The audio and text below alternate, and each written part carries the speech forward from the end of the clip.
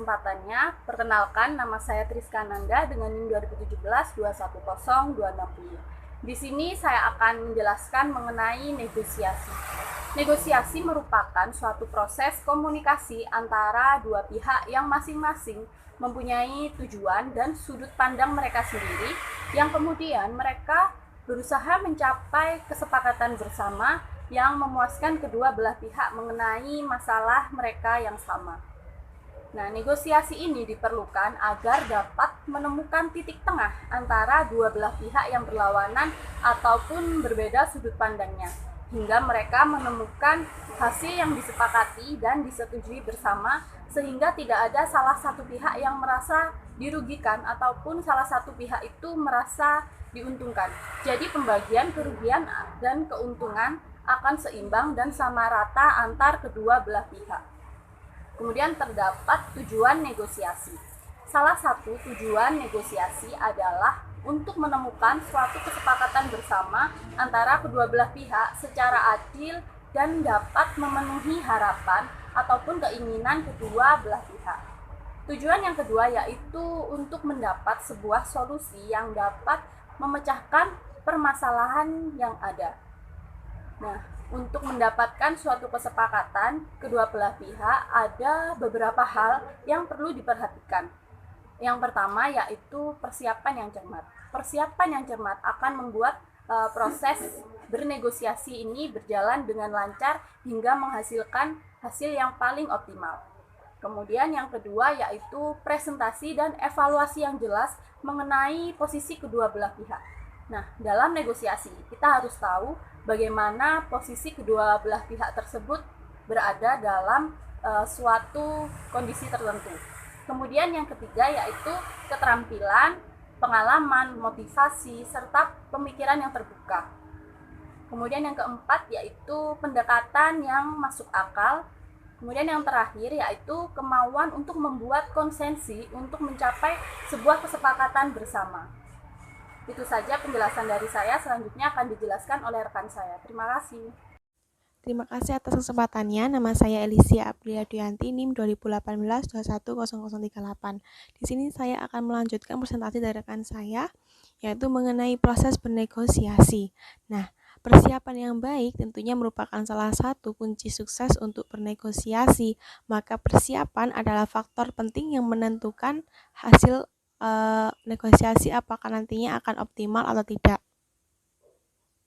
Menurut Hartman, ada 4 poin penting yang perlu diperhatikan sebelum melakukan negosiasi. Yang pertama yaitu mencari fakta mengenai tentang pihak lawan. Lalu yang kedua yaitu menaksir posisi lawan untuk yang bernegosiasi. Lalu yang ketiga yaitu membuat perencanaan yang baik. Lalu yang terakhir yaitu memilih serta mengatur tim untuk bernegosiasi. Lalu sementara untuk menurut KC ada 3 tahapan sebelum melakukan negosiasi. Tahap yang pertama yaitu tahap perencanaan, merupakan tahap sebelum melakukan negosiasi. Lalu yang kedua yaitu tahap implementasi, yaitu selama negosiasi itu sendiri. Lalu yang terakhir yaitu tahap peninjauan, yang mana tahap setelah melakukan negosiasi. Nah, di sini saya akan melanjutkan lebih detail mengenai tahapan-tahapan menurut KC, yaitu yang pertama merupakan tahap perencanaan. Pada tahap perencanaan membutuhkan 3 tugas utama, di antaranya yaitu yang pertama, merencanakan sasaran organisasi, lalu yang kedua yaitu memutuskan strategi organisasi, dan yang terakhir yaitu memperjelas proses negosiasi. Yang pertama yaitu sasaran negosiasi. Sasaran negosiasi adalah hasil apa yang diharapkan dalam mencapai negosiasi itu sendiri. Nah, hal ini adalah salah satu penyebab utama kenapa orang melakukan negosiasi. Penentuan saran serta target merupakan hal yang penting dalam melakukan negosiasi sendiri, karena itu adalah arahan serta petunjuk dalam melakukan negosiasi itu sendiri. Ada 2 jenis sasaran dalam negosiasi. Sasaran yang pertama yaitu sasaran ideal, lalu sasaran yang kedua yaitu sasaran dasar. Lalu yang kedua yaitu strategi negosiasi. Strategi negosiasi merupakan cara atau teknik untuk mencapai tujuan dari negosiasi itu sendiri. Untuk mencapai kesepakatan kedua belah pihak, maka tentunya akan diperlukan strategi yang bagus untuk kedua belah pihak. Untuk strategi yang pertama yaitu strategi kooperatif, lalu strategi yang kedua yaitu strategi kompetitif, dan yang terakhir yaitu strategi analitis. Strategi-strategi tersebut memiliki perbedaannya sendiri-sendiri, tentunya mengikuti apa yang kita inginkan dan apa yang kita butuhkan untuk mencapai negosiasi sendiri karena setiap keadaannya berbeda-beda. Lalu yang terakhir yaitu ada proses negosiasi. Tentunya perlu diketahui bahwa selama proses negosiasi membutuhkan kedua belah pihak yang mana sebelum kita mencapai sasaran, maka sangat penting untuk melibatkan kedua belah pihak selama melakukan negosiasi atau selama proses negosiasi itu sendiri. Proses negosiasi sendiri merupakan salah satu proses dinamis di dalam dunia bisnis, yang mana proses negosiasi adalah proses tawar-menawar yang diharapkan mampu memberikan atau menghasilkan kesepakatan terhadap kedua belah pihak yang sifatnya saling menguntungkan. Menurut Case, selama proses negosiasi ada 6 tahapan penting yang perlu diperhatikan. Yang pertama yaitu persiapan, kontak pertama, konfrontasi, konsiliasi atau kompromi, solusi, pasca negosiasi atau konsolidasi adalah yang terakhir. Selanjutnya akan dijelaskan oleh rekan saya. Terima kasih. Terima kasih atas kesempatannya. Nama saya Octavianda Putri dengan NIM 2018-210244. Di sini saya akan melanjutkan presentasi dari rekan saya, yaitu mengenai tahap implementasi. Tahapan penerapan atau tindakan yang diperlukan agar mencapai kesuksesan dalam bernegosiasi.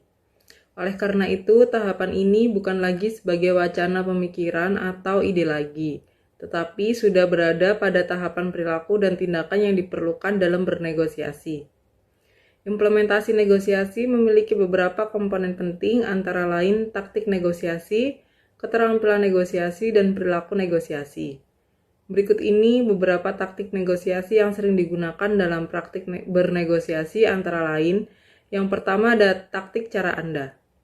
Suatu taktik yang dimana bahwa Anda tahu tujuan yang ini dicapai, sehingga bersikeras dan memaksa pihak lawan agar percaya bahwa Andalah yang benar, Andalah yang berinisiatif dan mempertahankannya. Anda yang mengendalikan proses negosiasi dan Anda terus menekan. Lalu yang kedua ada taktik bekerja sama. Taktik ini menegaskan bahwa Anda mau mendengarkan pihak lawan dan mengetahui apa yang ada di benak mereka. Andalah yang memutuskan untuk bersikap reaktif atau bukan produktif. Siap bekerja sama jika proposal pihak lawan sejalan dengan sasaran Anda setuju, tidak setuju, dan kadang-kadang mengembangkan ide-ide mereka, dan Anda membuat mereka berhasil. Selanjutnya, yang ketiga ada taktik tidak bertindak apa-apa. Taktik ini merupakan sikap keras kepala dalam bernegosiasi. Dalam hal ini, Anda tetap bersikukuh pada pendirian sebelumnya dan tidak mudah berubah. Taktik ini dilakukan karena Anda ingin mempertimbangkan sesuatu, salah satu trik untuk mengulur waktu, upaya untuk membuat pihak lawan gugup atau grogi.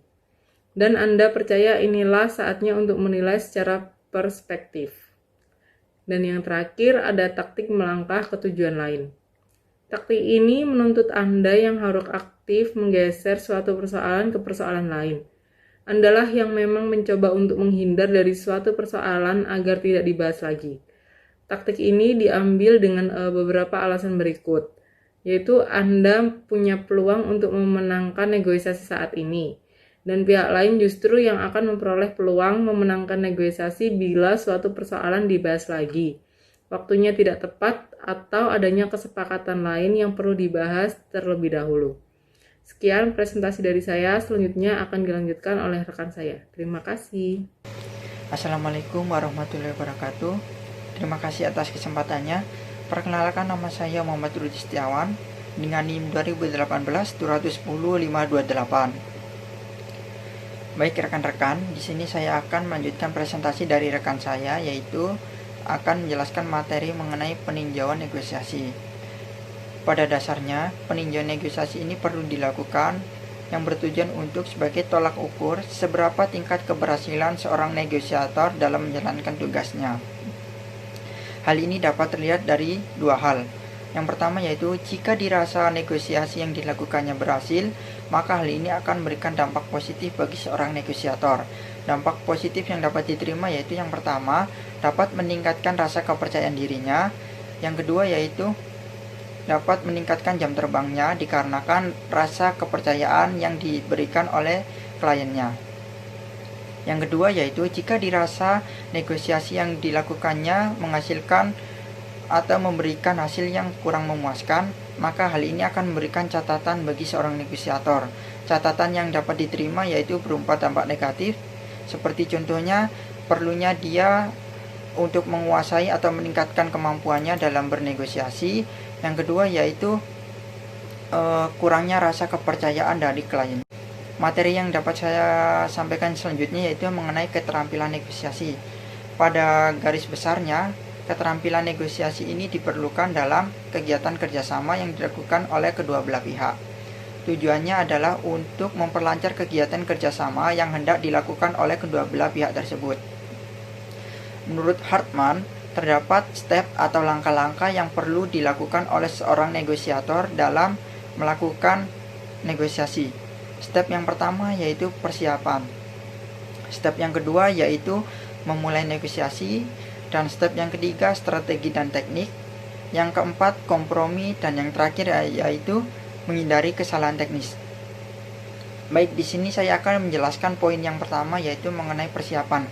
Persiapan di sini yang dapat dilakukan oleh seorang negosiator yaitu memahami secara garis besar kerjasama yang hendak dilakukan oleh kedua belah pihak tersebut sehingga tidak terjadi sebuah miskomunikasi. Yang kedua yaitu terdapat memulai negosiasi.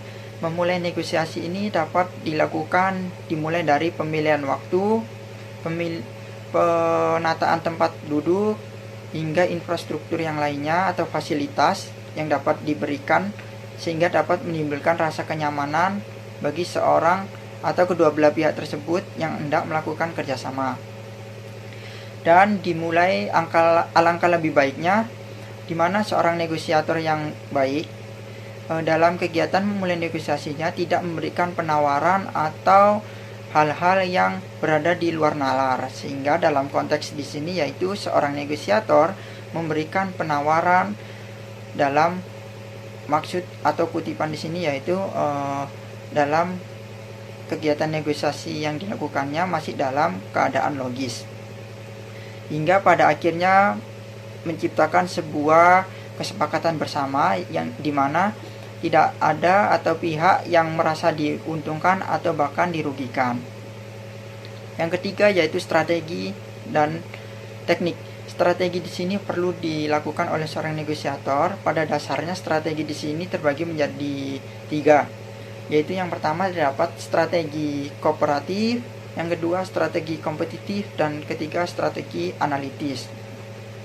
Baik, untuk strategi kooperatif di sini yaitu di mana seorang negosiasi memposisikan dirinya untuk memberikan win-win solution kepada kedua belah pihak yang hendak melakukan kerjasama, sehingga di sini sifatnya tidak ada pihak yang merasa dirugikan atau pihak yang paling diuntungkan. Yang selanjutnya tadi yaitu terdapat strategi kompetitif, yaitu di mana strategi ini bersifat terdapat sifat yang ingin menang atau ambisius. Jadi dapat disimpulkan strategi kompetitif di sini adalah mementingkan salah satu pihak sehingga dapat memberikan keuntungan yang lebih. Dan yang ketiga yaitu strategi analitis. Strategi analitis di sini yaitu memposisikan seorang negosiator bahwasannya dirinya berlatih untuk memecahkan masalah, tidak untuk memperkeruh suatu keadaan dalam kegiatan kerjasama tersebut. Dengan begitu, dirinya dapat melakukan atau memberikan solusi yang terbaik bagi kedua belah pihak. yang hendak melakukan kerjasama. Yang keempat yaitu kompromi. Kompromi ini perlu dilakukan jika dirasa terdapat perbedaan yang terjadi oleh kedua belah pihak. Dalam suatu kerjasama tentu saja terdapat sebuah perbedaan. Dalam perbedaan di sini, jika dirasa kita sebagai negosiator mampu memberikan penjelasan pengertian terhadap kedua belah pihak sehingga perbedaan yang terjadi tadi dapat segera teratasi dan kedua belah pihak tersebut setuju dan mampu menemukan win-win solution dan kerjasama tersebut dapat berjalan dengan baik. Tentu hal ini dapat disimpulkan yaitu kompromi yang mengarah pada hal yang negatif. Yang terakhir yaitu menghindari kesalahan teknis. Menghindari kesalahan teknis di sini yaitu di mana seorang negosiator secara garis besarnya mampu memahami secara keseluruhan topik yang hendak diperbincangkan dalam kegiatan kerjasama tersebut, sehingga tidak terdapat miskomunikasi yang terjadi antara kedua belah pihak yang hendak melakukan kerjasama, dan pada pihak negosiator sendiri dapat dipandang secara keseluruhannya dapat menjalankan tugasnya secara baik dan benar, sehingga kesepakatan atau kerjasama yang dilakukan oleh kedua belah pihak tersebut dapat berjalan dengan baik dan lancar. Sekian presentasi yang dapat saya sampaikan. Untuk materi selanjutnya akan dilanjutkan oleh rekan saya. Terima kasih.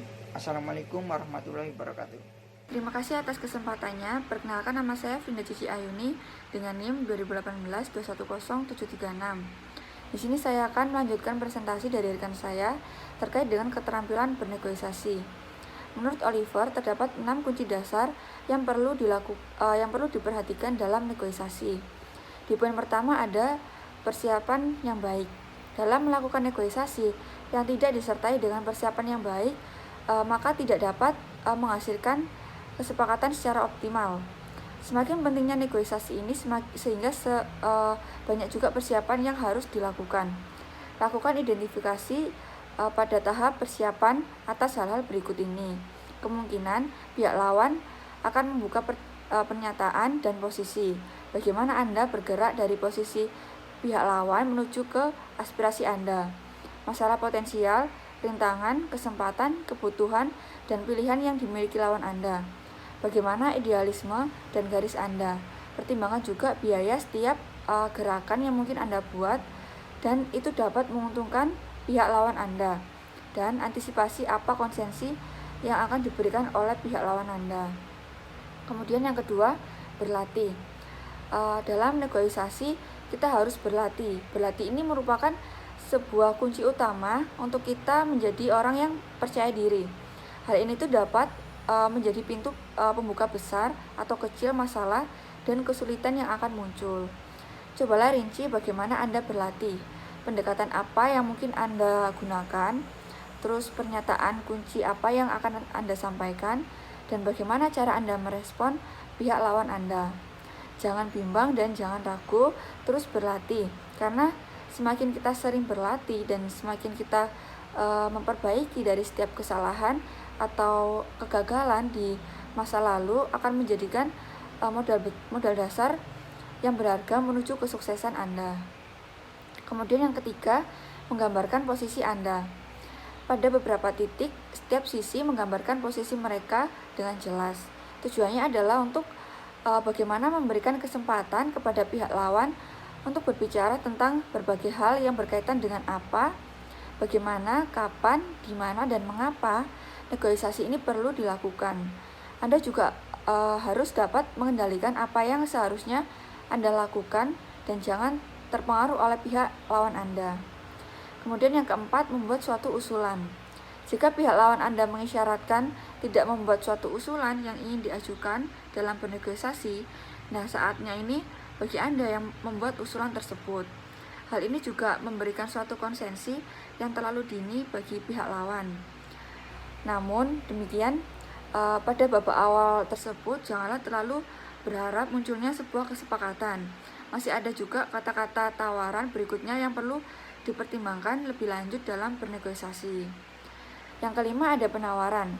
Salah satu respon yang efektif dalam bernegosiasi adalah bagaimana melakukan tawaran baik pihak lawan dengan cara yang baik. Bagaimanapun, proses bernegosiasi tidak dapat dilepaskan dengan proses penawaran. Gunakan kesempatan proses penawaran ini tuh dengan sebaik-baiknya. Kemudian yang keenam, persetujuan. Dalam proses penawaran yang intens, sangatlah mudah untuk melakukan apa yang telah disetujui. Sasaran dari setiap kali bernegosiasi adalah untuk mencapai kesepakatan. Suatu kesepakatan ini tidak hanya terbatas pada hasil akhir dari kesepakatan, tetapi butiran-butiran dari setiap kesepakatan juga menjadi bagian penting yang tak terpisahkan dalam proses bernegosiasi.